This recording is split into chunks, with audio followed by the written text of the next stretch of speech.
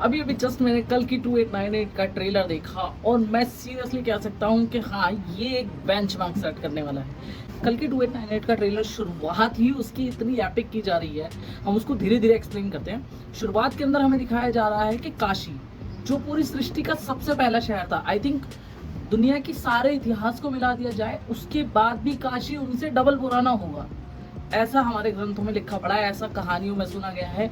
और उसी चीज को नाग अश्विन ने कितने अच्छे तरीके से सोचकर यहाँ पर प्रेजेंट किया है, आप अंदाजा नहीं लगा पाएंगे, आप यकीन नहीं कर पाएंगे कि उनकी नॉलेज, उनकी पढ़ाई, उनकी इंफॉर्मेशन, जितना भी रिसर्च उन्होंने किया है इस प्रोजेक्ट के बारे में, वो एपिक है, वो काबिले तारीफ है, वो सीरियसली काबिले तारीफ है। बेसिकली मैं कहना चाहता हूँ कि उसके अंदर दिखा रखा है काशी जो अकेली सिटी बची है दुनिया के अंदर, वो पहले से थी और वो खत्म भी नहीं हो सकती, क्योंकि वो महादेव की सिटी है तो वो अकेली खत्म भी नहीं, वो कभी खत्म भी नहीं हो सकती, जिसकी वजह से काशी अकेला शहर बचा हुआ है। उस शहर के अंदर ग्राउंडेड लेवल पर बहुत लोग रहते हैं, लेकिन वो गरीब हैं और वो चीज़ें अफोर्ड नहीं कर सकते, वहाँ पानी भी नहीं है।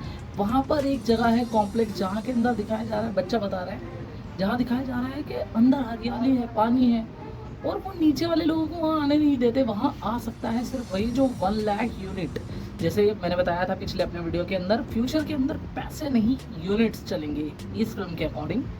जो उनके हाथ में बैजेस होते हैं उनसे वो ट्रांसफर हो जाते हैं, तो वो कहते हैं कि 1 मिलियन यूनिट्स लाओ, मतलब 10 लाख यूनिट लाओ और कॉम्प्लेक्स के अंदर आपको एंट्री मिल जाएगी, आपको साफ हवा, साफ पानी, ये सारी चीज़ें वहाँ पर मिलेंगी, जिसके लिए वहाँ पर दिन रात झगड़ा चल रहा है। लेकिन एक किसी भी चीज़ को आप छीन के नहीं रख सकते इंसानों से। ये काल वो दिखा रखा है कि हाँ, जब शैतान का राज बहुत ज़्यादा बढ़ जाएगा और कल्कि का जन्म होने वाला होगा, उस टाइम के हालात ऐसे ही होंगे कुछ पृथ्वी के अंदर। सेकंड चीज़, मैंने दीपिका के कैरेक्टर से सीरियसली ये एक्सपेक्टेशन नहीं करा था कि वो कल्कि की माँ बनेगी। आई वॉज रियली, देखो मेरी थ्योरी जो थी वो जेन्युइनली सच हो गई। मैंने कहा था भैरवा कल्कि नहीं है और वो जेन्युइन सच हो गई। मेरे को ये भी पता था, मैंने अंदाजा लगाया था कि अभी तक कल्कि का जन्म हुआ नहीं है।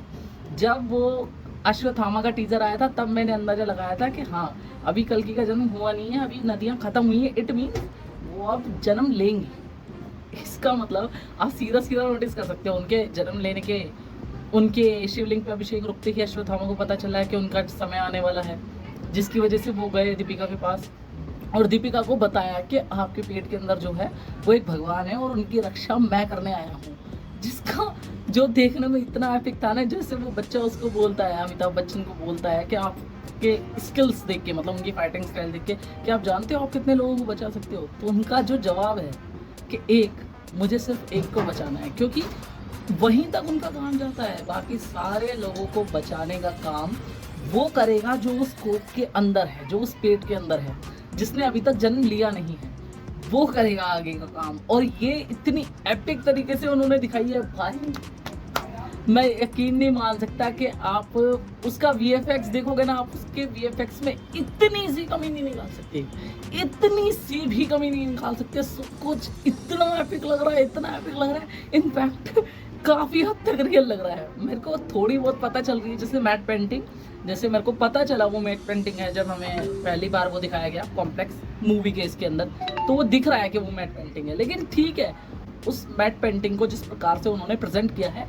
वो काबिल तारीफ। जैसे अमिताभ बच्चन को पता चला है कि भगवान का जन्म होने वाला है, ऑब्वियसली विलन गैंग को भी, मतलब एक बुराई वालों को भी पता चलेगा कि हाँ, कल की आने वाले हैं। और फ्यूचर, और पहले से होता आया है कि अगर कोई भी भगवान जन्म लेने वाला हो तो उसे बचपन से ही मारने की कोशिश की जाती है, जैसा कि हमें देखने को मिलता है कृष्ण लीला के अंदर, अगर आप नोटिस करेंगे तो उसी तरीके की चीज़ यहाँ पे दिखाई गई है। उन्होंने दीपिका को मारने के लिए लोगों को भेज दिया है, जिसकी वजह से अश्वत्थामा उसे बचाने गए हैं और उन्होंने उसके ऊपर रख दी है बाउंटी। और वहाँ का सबसे बड़ा बाउंटी हंटर कौन है? भैरवा, ऑब्वियसली हमारा हीरो। तो उसको तो पैसे चाहिए, 5 star bounty means 1 million unit से बहुत ज़्यादा मिलेगा, जिसकी वजह से वो वहाँ पे जा पाएगा कॉम्प्लेक्स के, जिसकी वजह से वो जाता है दीपिका को पकड़ने। और मेरी एक्सपेक्टेशन के बाहर प्रभास और अमिताभ बच्चन की फाइट हो रही हो। नाग अश्विन, ये ले लो भाई, क्या कहते हैं इसको, ये जो होता है ना सारंगी, मैं कह रहा हूँ भाई क्या कर दिया यार। ये तो मैं इतना ज़्यादा खुश था, मैं इतना ज़्यादा खुश था, मतलब भाई ये तो बहुत कुछ एपिक था। ये मेरी इमेजिनेशन के ही बाहर था कि ये सब क्या कर दिया इन्होंने। उसके बावजूद भी जो बुज्जी का वो दिखा रखा है उन्होंने, वो सोचता है कि मैं हरा सकता हूँ अश्वत्थामा को, बट नहीं। क्योंकि अगर आप नोटिस करोगे जैसे कि वो दीपिका को देखते हैं वो घुटनों के बल आ जाते हैं अमिताभ बच्चन, और शॉट दिखाया जाता है जो महाभारत के युद्ध के अंदर जो डीएच अमिताभ बच्चन घुटनों के बल आ गए हैं आके, फाइनली वो मोमेंट आ गया वो।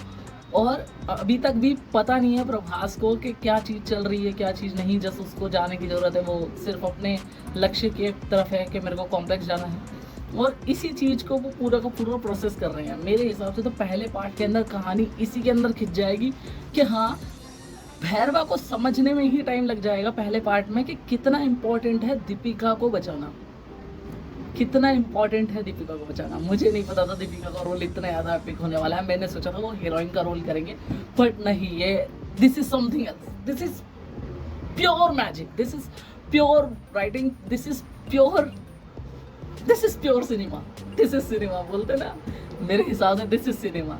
ओ भाई, जो एपिकनेस चल रही है, इनफैक्ट जो फाइनल के अंदर जो सरप्राइज था कली जो हमें दिखाएगा कमल हसन, हो उनके लुक देख के एक सेकंड के अंदर रोंगटे खड़े हो जाते हैं। और मैं क्लियरली बताना चाहता हूँ, जो उनको दिखाया गया है, कभी भी सुनना कमल हसन के मुंह से जब आप हिंदी सुनोगे वो प्योर वाली हिंदी बोलेंगे, वो ऐसी जैसी हम हिंदी में बात करते हैं ऐसी नहीं।